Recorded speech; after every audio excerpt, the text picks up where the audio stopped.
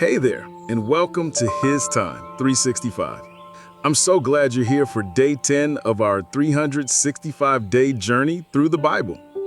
Today, we'll look at Genesis 30 through 33, and I walk you through what happens, what it means, and why it matters.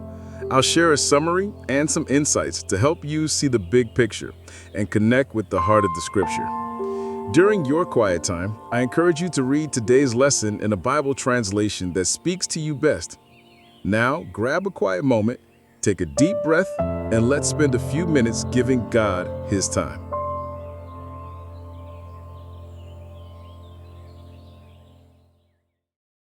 The struggles and triumphs of Jacob, family, rivalry, and redemption.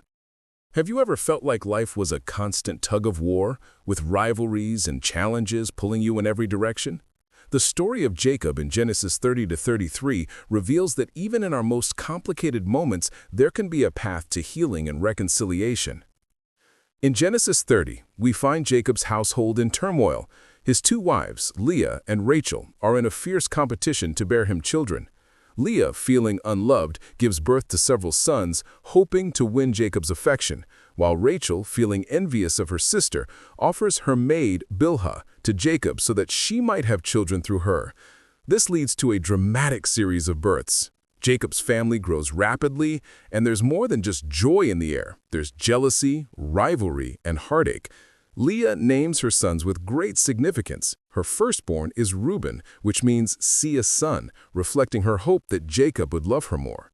Then comes Simeon, hearing, and Levi, joined as she longs for connection with him. Finally, she has Judah, meaning praise.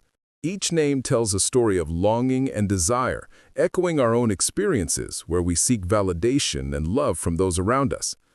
Rachel's response to her sister's growing family is to become increasingly desperate. She names her first son Dan, meaning judgment, reflecting her feelings of being wronged. Then she has Naphtali, which means wrestling, indicating her struggle against Leah. It's a reminder that sometimes we wrestle with our own insecurities and desires, just like Rachel did. The story continues to unfold with more births and more tension. Leah, not wanting to be outdone, gives Jacob her maid, Zilpah, and they have more sons. It's a chaotic scene where love feels scarce and rivalry reigns supreme. This can resonate with many of us today, especially in workplaces or families where competition can overshadow collaboration. Amid these family dynamics, we see Jacob struggles with his own identity and purpose. He's still trying to come to terms with his past, having fled from his brother Esau after stealing his blessing. He's caught in a whirlwind of responsibilities and expectations, feeling the weight of his decisions. As the narrative progresses into Genesis 31, God instructs Jacob to return home. This command stirs up a mixture of fear and hope. It's a moment that many of us can relate to when faced with the need to confront our pasts. Jacob knows he must reconcile with Esau, the brother he wronged. His preparation for this meeting is filled with anxiety. He sends gifts ahead to appease Esau, revealing his deep-seated fears about facing the consequences of his actions. He divides his family into groups, hoping that if Esau attacks one, the others might escape. In Genesis 32, Jacob has a life-changing encounter. He wrestles with a mysterious figure throughout the night. Their struggle symbolizes Jacob's inner conflict, a battle between his past mistakes and his desire for a fresh start. This wrestling match is intense, and it's through this struggle that Jacob receives a new name, Israel, which means he strives with God. This pivotal moment teaches us that transformation often comes through our most difficult struggles.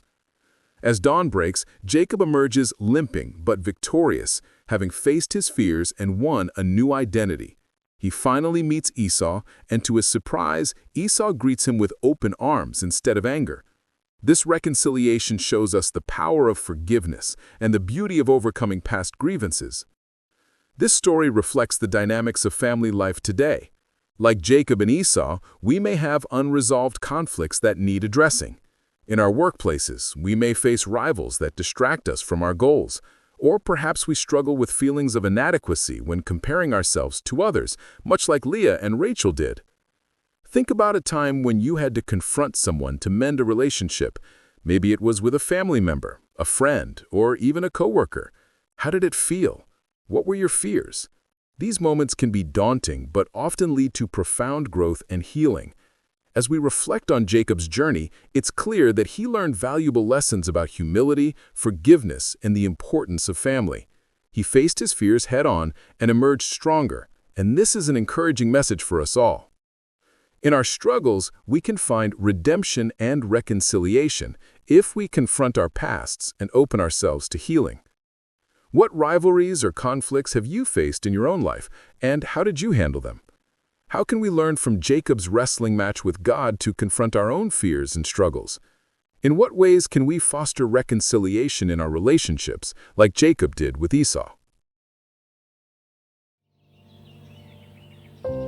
Thanks so much for joining me today for HisTime365. Remember, today's reading is Genesis 30 through 33, so be sure to spend some time with those verses during your quiet time. Tomorrow, we'll be diving into Genesis 35 through 36, so feel free to read ahead if you'd like to prepare.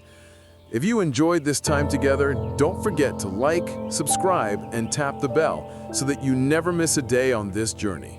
I'll see you back right here tomorrow for day 11. Until then, stay encouraged and thank you for giving God His time today.